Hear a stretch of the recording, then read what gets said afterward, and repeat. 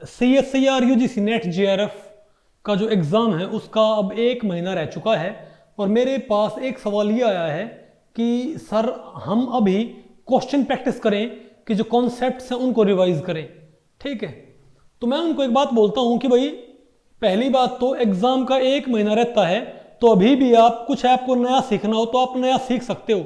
Exam के 15 दिन पहले तक आप कोई नया कॉन्सेप्ट है, नया चैप्टर है, नया टॉपिक आपको सीखना चाहो तो आपको कोई दिक्कत पेश नहीं आएगी।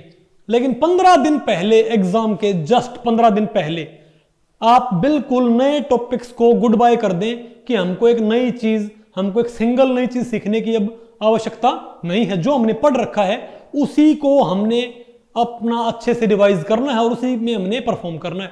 तो 15 दिन पहले अपना नया पढ़ना छोड़ दें। पहली तो भाई स्ट्रेटजी आपकी ये होगी। दूसरी स्ट्रेटजी होगी कि आप क्वेश्चन प्रैक्टिस अभी आप कर रहे हैं तो कोई दिक्कत नहीं है। अभी भी आप जिनमें आपको लगता है, जिन चैप्टर्स में आप वीक हैं उनमें आप क्वेश्चन प्रैक्टिस करते रहें, कोई आवश्यकता नहीं है।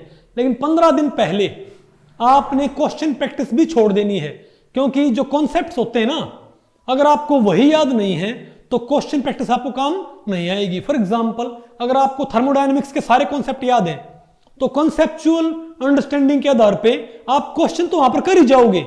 क्वेश्चन प्रैक्टिस सिर्फ और सिर्फ उन कॉन्सेप्ट्स को रिवाइज करने एक तरीका होता है और कुछ नहीं होता भाई।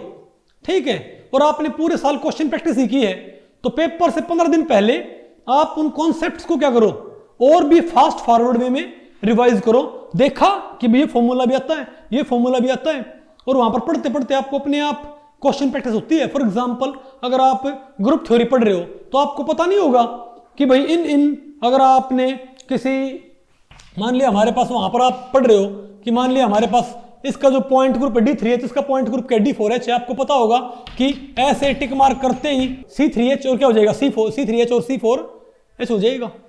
ठीक है, तो वो आपकी वैसे ही एक इनडायरेक्ट वे में क्वेश्चन प्रैक्टिस होने लग रही होती है। ओके, और तीसरी बात ये है कि जो आपका क्रैमिंग पैटर्न है, बिल्कुल उस क्रैमिंग पैटर्न को, मतलब जो आपका बिल्कुल मेमोराइज करने का है, क्योंकि आपको पता है सारी की सारी रिएक्शंस के आप मैकेनिज्म याद नहीं करते होते, कुछ रिएक्शंस आपने मेमोराइज करनी होती हैं। तो जो मेमोरी वाला पार्ट है ना, उसको आप उस 15 दिन में भी शुरू में बिल्कुल मत पढ़ो। अगर आपने शुरू में पढ़ लिया तो पेपर तक भूल जाओगे। तो जो बिल्कुल प्योर क्रैमिंग है उसको आपने जस्ट पेपर के 2 या 3 दिन पहले ही देखना शुरू करना है। फॉर एग्जाम्पल, आपकी NMR की टेबल्स हैं, ठीक है बात, ओके, या फिर मान लिया भाई आपकी IR की टेबल्स हैं। और एग्जाम करते हुए आपने ये बात ध्यान रखनी है कि अगर किसी क्वेश्चन में अटक जाओ तो उसी के ऊपर नहीं बैठा रहना होता, उससे आपका बहुत ज्यादा टाइम वेस्ट हो जाएगा। क्वेश्चन आपको नहीं आ रहा है, आपको लग रहा है भाई इजीली हो जाएगा, सॉल्व कर लो। अगर आपको लगे भाई ये टाइम कंज्यूम करेगा, उसको एनसर्कल कर लो।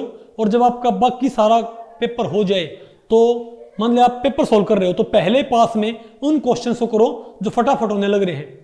फिर दूसरे पास में क्या करो, जो क्वेश्चन आपको लग रहा है कि भाई मुश्किल हैं या लेंथी हैं, उनको कर रखा आपने एनसर्कल, तो सेकंड पास में फिर वो करो जो आपको आते हैं। ठीक है, लेकिन लेंथी थे वो आपने कर दिए, सॉल्व कर दिए। और लेकिन तब भी कोई आपको मुश्किल क्वेश्चन लग रहा है, उसको फिर बिल्कुल पेपर के लास्ट में हैंडल करो।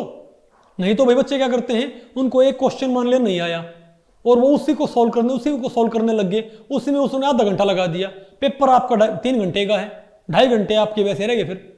ओके, तो ये ध्यान रखनी है आपने, एक क्वेश्चन के ऊपर अटक के नहीं खड़ा होना है, ये सबसे बड़ी दिक्कत होती है। ओके, ठीक है भाई। और कोई आपके दिमाग में कोई और डाउट हो तो मुझे आप क्या बोलते हैं भाई कमेंट सेक्शन में पूछें।